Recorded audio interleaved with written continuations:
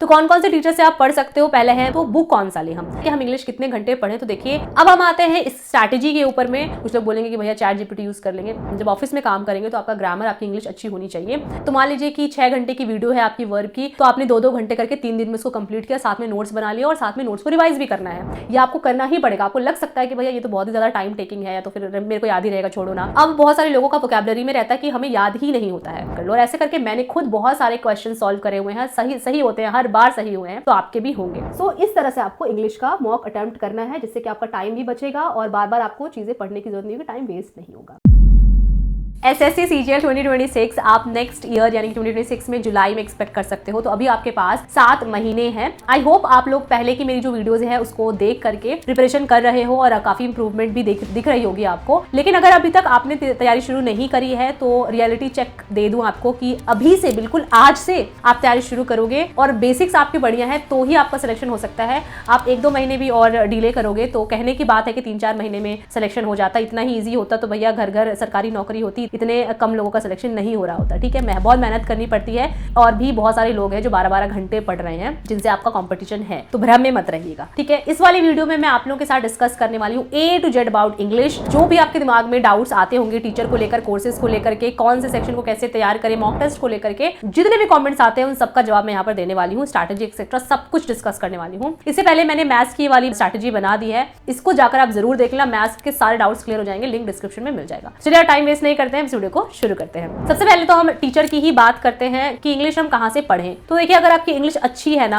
अगर आपके बेसिक्स अच्छे हैं, ग्रामर अच्छे हैं, तो मुझे लगता है कि टीचर से पढ़ने की जरूरत ही नहीं है। इसको आप सिंपली बुक से ही पढ़ोगे तो आपका इंग्लिश अच्छा हो जाएगा। नीतू मैम की जो बुक है वो अपने आप में नोट्स का ही काम करती है, बहुत ही टू द पॉइंट चीजें दी गई है, कंसेप्ट बहुत अच्छे से दिया गया है, तो आप उसको देख सकते हो। वीडियोज आप देख लेना, क्वेश्चन सॉल्विंग की वीडियो, जैसे कि प्रीवियस क्वेश्चन कोई करा रहा है तो उनकी वीडियो आप देख लो, ताकि आपको न्यू ट्रिक्स अगर कुछ हो तो पता लग जाए। अदरवाइज हर एक चैप्टर के कंसेप्ट को आपको टीचर से करने की जरूरत नहीं है, बट स्टिल अगर आपको फील हो रहा है कि आपको करना चाहिए तो कर सकते हो। और अगर आपकी इंग्लिश वीक है तो 100% आपको टीचर से कंसेप्ट क्लियर करके ही आगे बढ़ना चाहिए। ठीक है, तो कौन कौन से टीचर से आप पढ़ सकते हो, पहले है Manisha Bansal ma'am, she is super teacher, Rani ma'am, Neetu ma'am, Gopal Verma sir, Jaideep sir, Shrikant sir, और भी बहुत सारे टीचर्स है, बट इनका मैंने पर्सनली वीडियोस देखी हुई है, काफी बढ़िया स्मूथली पढ़ाते हैं, आप जा सकते हो, काफी रेलेवेंट पढ़ाते हैं। अब कुछ टॉपिक है जो इनमें से कुछ टीचर्स बहुत अच्छा कराते हैं, तो आप अलग अलग टॉपिक्स के लिए अलग अलग टीचर्स भी इससे भी पढ़ सकते हो। ऐसा नहीं कि एक टीचर आपने चुन लिया तो भैया उसी से आपको सारी चीजें पढ़नी पड़ेंगी, ऐसा नहीं है। तो जैसे मनीषा बंसल मैम आरसी बहुत अच्छा कराती है, मतलब कॉम्प्रिहेंशन वाला पार्ट शी इज सुपर्ब। तो इस तरह से करके पूरी इन्फॉर्मेशन की कौन टीचर कौन से टॉपिक में बेस्ट है, उसके लिए ये वाली वीडियो जाकर के देख लीजिएगा। बहुत अच्छे से एक्सप्लेन किया है सारे ही सब्जेक्ट के टीचर्स के बारे में, इसका भी लिंक आपको डिस्क्रिप्शन में मिल जाएगा। अब यहीं पर मैं बता दूं कि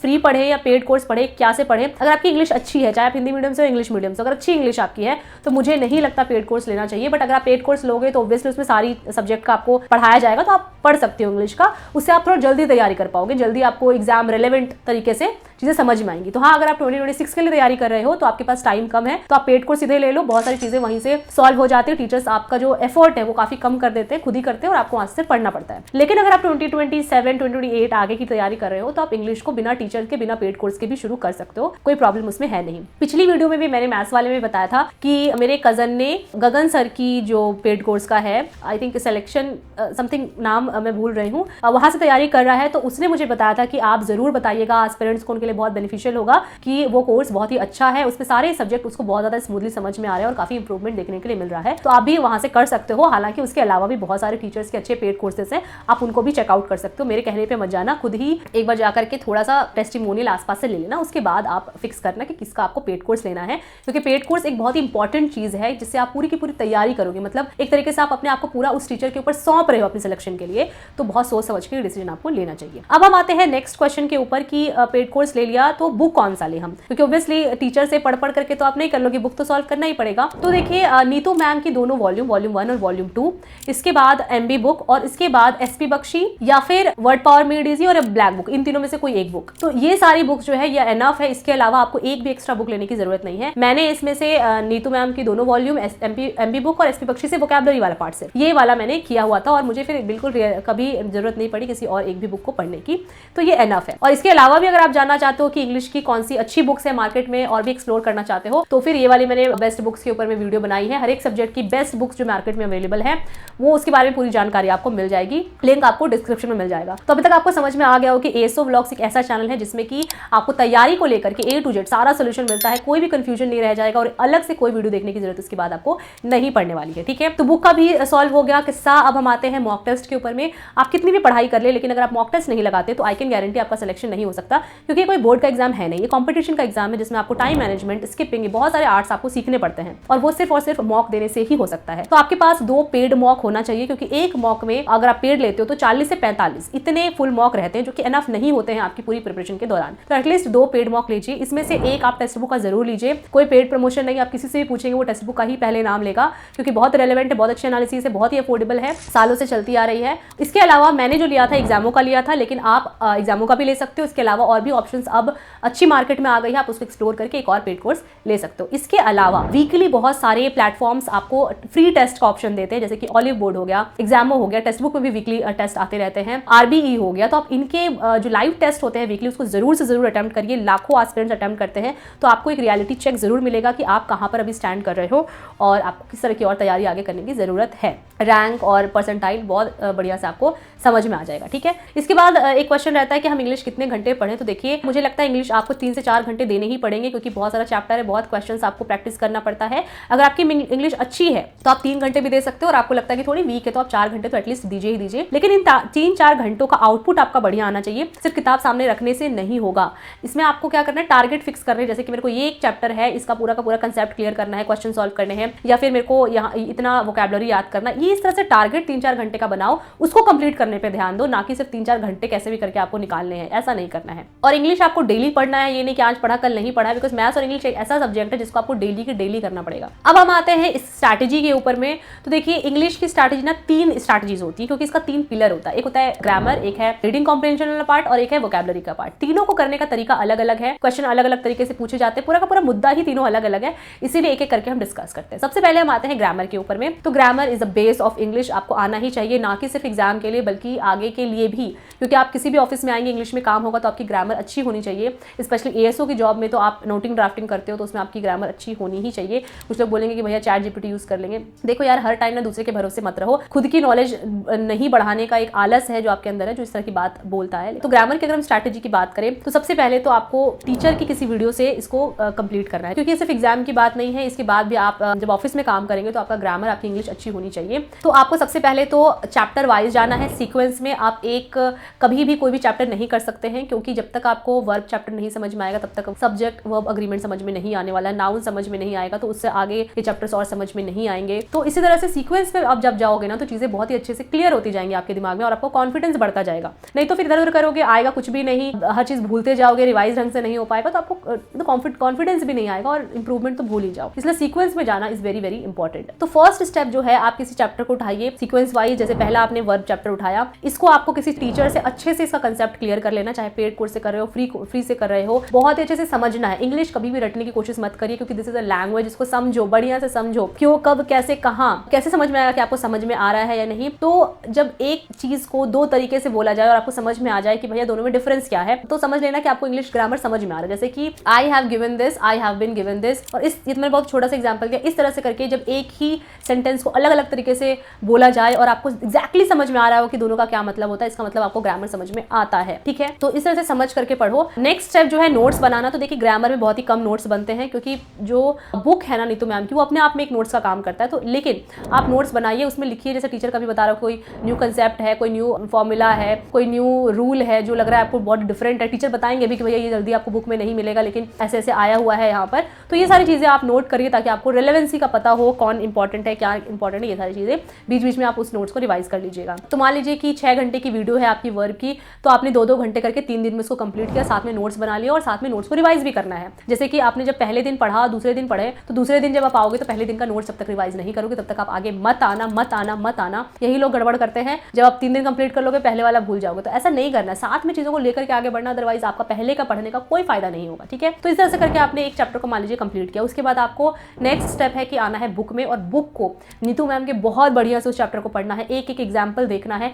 एक एक सेंटेंस ढंग से पढ़ना है, पीछे के जो क्वेश्चंस दिए गए उसको बढ़िया से करना है, उसमें टिक मार्क करना है अगर आपको कोई क्वेश्चन टफ लग रहा हो, कुछ न्यू टाइप का क्वेश्चन लग रहा हो, जो क्वेश्चन आपसे गड़बड़ हो रहा हो उनको, ताकि आप बाद में जब उसको रिवाइज करो तो आपको समझ में आए कि भैया मैं यहाँ पे अटकी थी और क्या मुझे अभी ये याद है। इसे टिक मार्क करना बुक में जरूरी है। कहीं आपको कुछ अच्छा हाईलाइटिंग वगैरह जो करना है वो इसी स्टेज में आपको कर लेना, ताकि आगे के रिविजन के लिए आपके लिए ईजी हो जाए चीजें। ठीक है, जब आप बुक से उस चैप्टर को कर लो, आप सीधे आ जाओ टेक्स्ट बुक के सेक्शनल मॉक में, या जो भी आपने पेड मॉक लिया हुआ है वहां पर आप उस चैप्टर को करिए। यहाँ पर थोड़ा सा आप कोशिश करिएगा टाइम मैनेजमेंट और स्किपिंग वगैरह प्रैक्टिस करने की, ताकि आपका मतलब एक समझ में आए कि मॉक टेस्ट होता क्या है। आगे मैं हालांकि आपको बताने वाली हूँ कि मॉक टेस्ट लगाना कैसे है। तो इस तरह से करके आप जब एक चैप्टर को कंप्लीट करोगे ना इन सारे स्टेप्स को फॉलो करके, तो वो चैप्टर आपका बहुत ही बढ़िया से रेडी होगा। और सेम फॉर्मूला आपको लगाना है आगे के सारे चैप्टर्स के ऊपर में, 0 to हीरो पूरी अच्छे से तैयारी हो जाएगी आपकी। लेकिन यहाँ पर ध्यान रखने वाली बात है कि एक बार आपने चैप्टर कर लिया उसको रिवाइज करना जरूरी है। तो यहाँ पर मैं बताने वाली हूँ कि रिविजन कैसे करेंगे। तो इनिशियली जो फेज होता है ना, इसमें आपको रिविजन बहुत ही फ्रीक्वेंट करना पड़ता है, क्योंकि आप बहुत जल्दी जल्दी चीजें भूलते हो। बाद में एक टाइम आता है जब चीजें ऑलरेडी आपको याद रहती है, क्योंकि आपने इतनी बार रिविजन कर लिया है। तो इनिशियली आप जैसे मान लीजिए आपने वर्ब चैप्टर किया, उसके बाद आपने नाउन चैप्टर किया, तो अगली बार जब आप एडवर्ब मान लो चैप्टर करने जाओ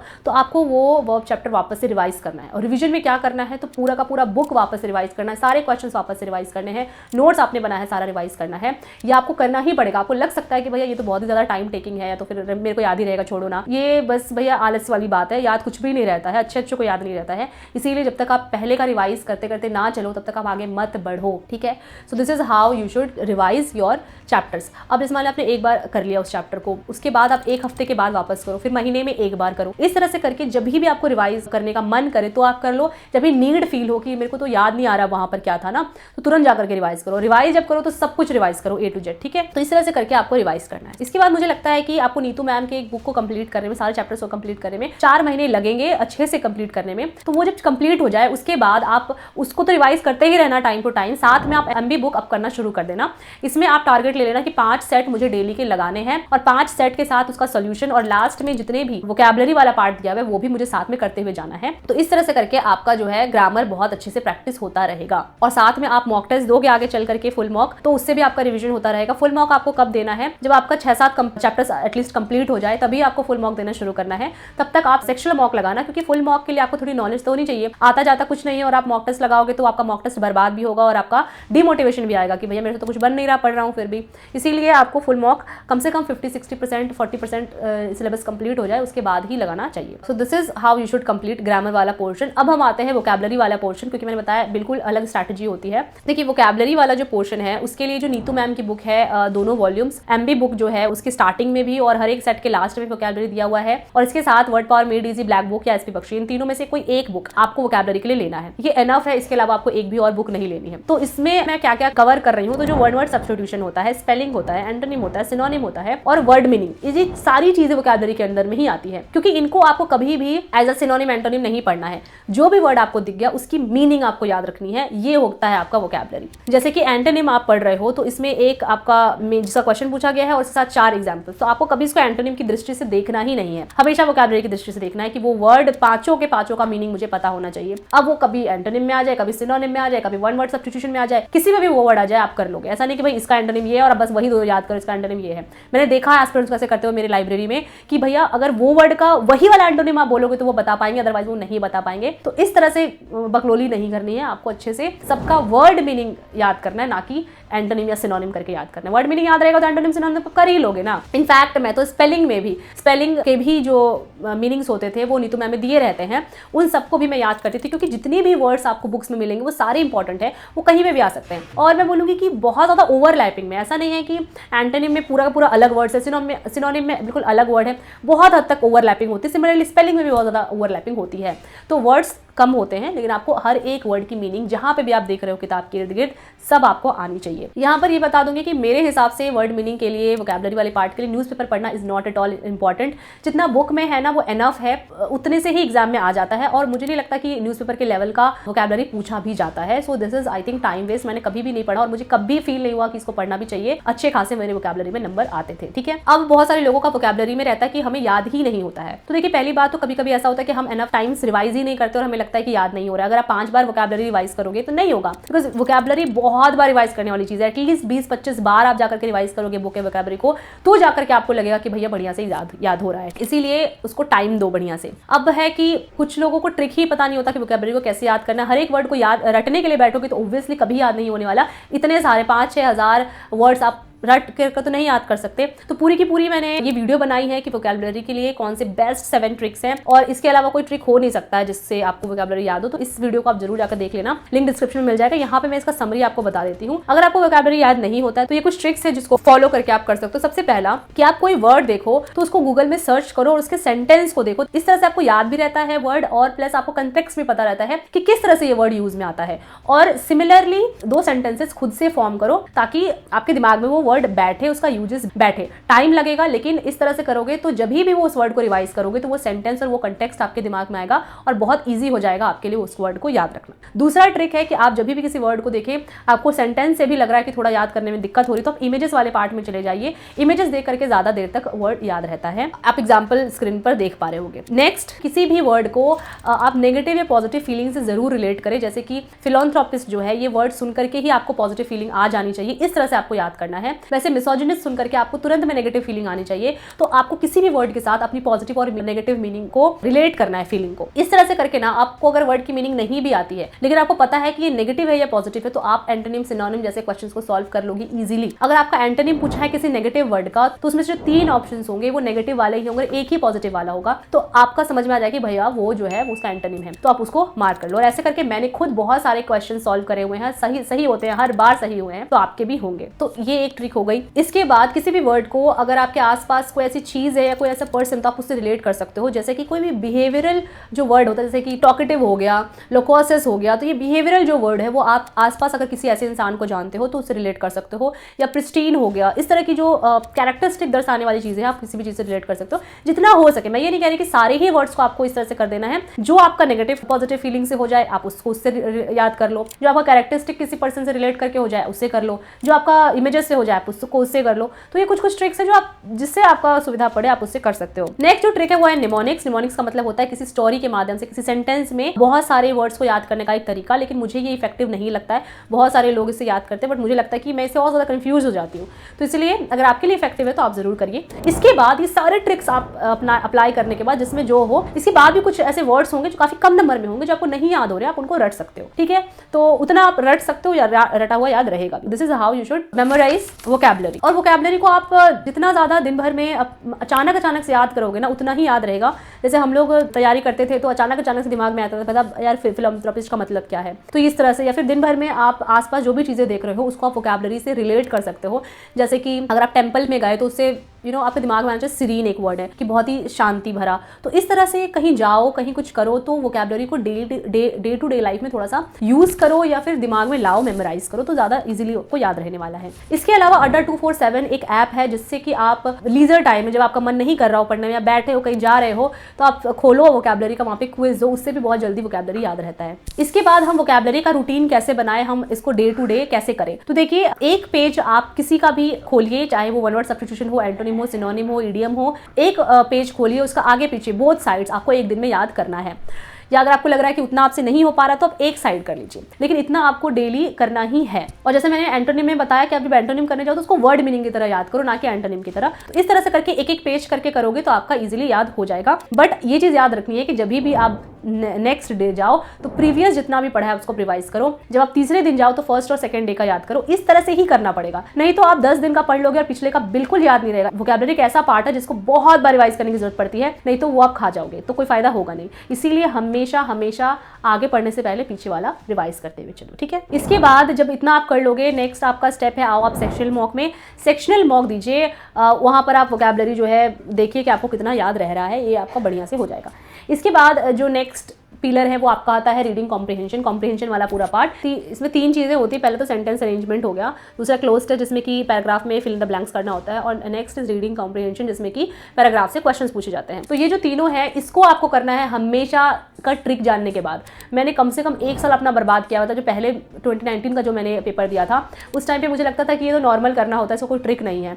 इसकी वजह से मेरा बहुत टाइम वेस्ट होता था और बहुत गलतियां भी होती थी। लेकिन 2020 के टाइम पर लकीली मुझे मनीषा बंसल मैम की पूरी प्लेलिस्ट मिल गई जिसमें उन्होंने दी बेस्ट ट्रिक्स बताया है इसको सॉल्व करने के लिए। उसको देखने के बाद मतलब मैं तो चुटकियों में उड़ा देती थी सारी चीज़ों को। सेंटेंस अरेंजमेंट तो ऐसे ही मतलब 5-5 सेकंड में मैं सॉल्व कर देती थी। तो मनीषा बंसल मैम का जो प्लेलिस्ट है वो बहुत बड़ा है, बहुत ज़्यादा घंटों का है। तो उनका ही पूरा का सार मैंने इन सारी वीडियोज़ में आपको बताया हुआ है। तो इनका लिंक आपको डिस्क्रिप्शन में मिल जाएगा, आप जरूर जा करके इस वीडियो के लास्ट में देख लेना। बहुत इफेक्टिव अमेजिंग ट्रिक्स है, इनको देखने के बाद ही आप जाकर के कॉम्प्रिहेंशन वाला पार्ट करना, फिर देखना आपकी कैसे इंप्रूवमेंट होती है। अब है कि हम इसको कहाँ से प्रैक्टिस करें, क्या हमें कॉम्प्रिहेंशन के लिए अलग से बुक लेने की जरूरत है? बिल्कुल भी नहीं। नीतू मैम की जो बुक्स है, एमबी बुक है, इसके अलावा जो मॉक टेस्ट आप दोगे उसी से कॉम्प्रिहेंशन वाला पार्ट रिवाइज होता रहेगा। इसके लिए अलग से बुक लेने की बिल्कुल भी जरूरत नहीं है। लेकिन हाँ, आपको ये है कि रूटीन बनाना है कि डेली आपको 5 सेंटेंस अरेंजमेंट, 2 क्लोज टेस्ट और 2 पैसेजेस सॉल्व करने ही है। इससे आपका बहुत अच्छी प्रैक्टिस हो जाएगी। जो गलतियां कर रहे हैं उसको बहुत ध्यान से देखना कि किस वजह से गलती हो गई और अगली बार उस गलती को मत करिएगा। इससे आपका कॉम्प्रिहेंशन जरूर बहुत इंप्रूव हो जाएगा। इसके बाद आते हैं कि सब कुछ करने के बाद सारी चीजें आ तो गई, लेकिन हम इसको इंप्लीमेंट कैसे करें। तो इंप्लीमेंटेशन वाला पार्ट जो आता है वो मॉक टेस्ट का पूरा आता है। इंग्लिश का जो मॉक टेस्ट है ये पूरा इन्वेंटेड मेरा मॉक टेस्ट का तरीका, बहुत इफेक्टिव है, बहुत इफेक्टिव। मैंने खुद इसको लगाया हुआ है, खुद खोजा ही है, तो वो मैं आपको अभी कंप्यूटर स्क्रीन पे बताऊंगी। लेकिन उससे पहले मैं कुछ बेसिक चीजें आपको बता दे रही हूँ। देखिए, इंग्लिश जो है वो 3 गोज में अटेम्प्ट होता है। फर्स्ट गो में सिर्फ और सिर्फ आपको 1 लाइनर वाले क्वेश्चंस करने हैं, जैसे कि एरर हो गया, improvement, idiom, antonym, synonym, spelling, narration, voice, ये सारी चीजें आपको फर्स्ट गो में करनी है। देखते के साथ जो आपको हो रही हैं, आपको सोचने की जरूरत नहीं पड़ रही। इनमें से जो नहीं बचेगा आप उसको मार्क फॉर रिव्यू कर लीजिए। सेकंड अटेम्प्ट में आपको करना है सेंटेंस अरेंजमेंट, आरसी और क्लोज टेस्ट के क्वेश्चंस, क्योंकि इसमें आपका दिमाग लगता है। और थर्ड गो में आपको जो भी क्वेश्चंस बच गए रेस्ट उनको करना है। लेकिन इनको आपको इफेक्टिवली कैसे करना है, जल्दी कैसे करना है, वो हम अब कंप्यूटर स्क्रीन पर देखेंगे। तो इंग्लिश में आपको क्या करना है, मैंने जैसे बताया फर्स्ट गो में आपको सिर्फ और सिर्फ 1 लाइन वाले क्वेश्चन करने हैं। तो देखिए, ये 1 लाइन क्वेश्चन ये आपको फर्स्ट अटेम्प्ट में करना है। करिए, जो भी आ रहा है आप इसको मार्क करिए और आगे बढ़िए। इन केस आपने मार्क कर दिया और आपको लग रहा है कंफ्यूजन है कि भैया ये सही है कि नहीं, एक बार मैं और देखूंगा, तो मार्क करके आप मार्क फॉर रिव्यू कर दीजिए, ताकि ये आपका येलो कलर का हो जाएगा, आपको समझ में आ जाएगा किया हुआ है, लेकिन एक बार देखने की जरूरत है। तो वैसे ही जितने भी 1 लाइनर वाले क्वेश्चन है, अब आपके सामने आ गया ये क्लोज टेस्ट का क्वेश्चन। इसमें आपको क्या करना है, पढ़ना ही नहीं है, पढ़िए ही मत इसको अभी, क्योंकि ये इधर बितर है, कुछ यहाँ पर है, कुछ यहाँ पर है, तो आपको बार बार पढ़ना पड़ेगा क्लोज टेस्ट को। इसीलिए टाइम नहीं वेस्ट करना है। ऐसे क्वेश्चन को आपको सीधा सेव एंड नेक्स्ट करना है, सीधा save and next, save and next, save and next, ऐसे। अब 1 लाइन वाला क्वेश्चन आया, आप इसको करते जाइए। मैंने सारे क्वेश्चंस देख लिए, पढ़ लिए, ऐसा कोई भी क्वेश्चन है जो मेरी नजरों के सामने नहीं गया हो। तो अब जो सेकंड गो है, इसमें क्या करना है कि आपको जो ब्लू वाले दिख रहे हैं, जिसको आपने पढ़ा ही नहीं है, वो क्लोज टेस्ट के ही सारे क्वेश्चन होंगे। अब उनको सॉल्व करना है। अब आप उसमें दिमाग लगाने के लिए और पढ़ने के लिए रेडी हो बिल्कुल, तो आप इसको पढ़ना शुरू करिए। तो एक बार पढ़ के सारा क्वेश्चन आपको सॉल्व हो जाएगा। तो यहाँ से आप पढ़िए। अब आपके सामने जो क्वेश्चन बचा है वो क्वेश्चंस होंगे या तो आपसे बने ही नहीं, या फिर मार्क फॉर रिव्यू किया हुआ था टिक करने के बाद। अब आपके पास एनफ टाइम बचेगा कि आप इसको चेक कर लीजिए वापस से, और आप मार्क करके अनमार्क रिव्यू करिए और इसको सेव करके आगे बढ़िए। अनमार्क जरूर कर लीजिएगा, वैसे भी आपका वो सबमिट होगा तो आंसर ले ही लेगा, लेकिन फिर भी आप कर लीजिएगा, अनमार्क कर लीजिए और आपने आंसर क्लिक किया ही हुआ है।